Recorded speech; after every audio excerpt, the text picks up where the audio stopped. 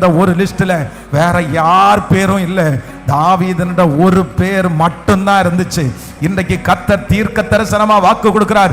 இந்த உலகத்துல இருக்கிற நிறைய எஜமானுடைய கையிலே இருக்கிற லிஸ்ட்ல எத்தனையோ பேர் இருக்கலாம். உங்க மூத்த அண்ணன் பேர், உங்க இளைய அண்ணன் பேர், உங்க தம்பி பேர், சொந்தக்காரங்க பேர், எல்லார் பேரும் இருக்கலாம். ஆனா உங்க பேர் மட்டும் அங்க இல்லாம இருக்கலாம். ஆனா கர்த்தர் கிருபையா வாக்கு கொடுக்கிறார். பரிசுத்த ஆவியானுடைய கையிலே ஒரு லிஸ்ட் இருக்கிறது.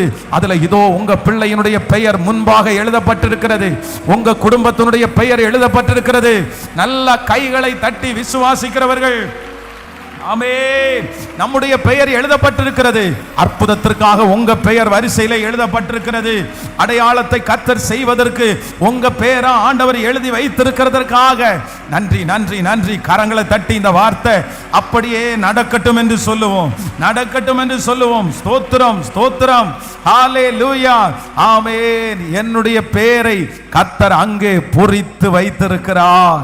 அவருடைய லிஸ்ட்ல என்னுடைய பெயர் எழுதப்பட்டிருக்கிறது. ஆமென். எனக்கு ஒரு காரியக்காரனை நியமிக்கிற ஆண்டவர், எனக்கு ஒரு காரியக்காரனை நியமிக்கிற ஆண்டவர் உங்க சார்பா பேசுகிறதற்கு, உங்களுக்காக பேசுகிறதற்கு, உங்களுக்காக பதில் சொல்றதற்கு, நீங்க கஷ்டப்பட்ட ஒரு காரியத்தை சொல்றதற்கு, இவன் பாத்திரவான் என்று உங்களுக்கு முன்னாடி ஒரு நற்செய்தியை கொண்டு போறதற்கு ஒரு காரியக்காரனை கர்த்தர் ஏற்படுத்துகிறார். இந்த 100 days ஜபத்துல கலந்து கொள்கிற ஒவ்வொரு பிள்ளைகளுக்கும் நான் நம்புறேன், யாரு கிடைக்க போறான்னா உங்களுக்காக ஒரு காரியக்காரன், உங்களுக்காக ஒரு காரியக்காரன். இந்த காரியக்காரருடைய வேலை என்ன அப்படின்னு சொன்னா, நீங்க போறதுக்கு முன்னாடியே உங்களை குறிச்ச ஒரு நற்சாட்சியை அங்க கொண்டு போய் சேர்த்துருவாரு.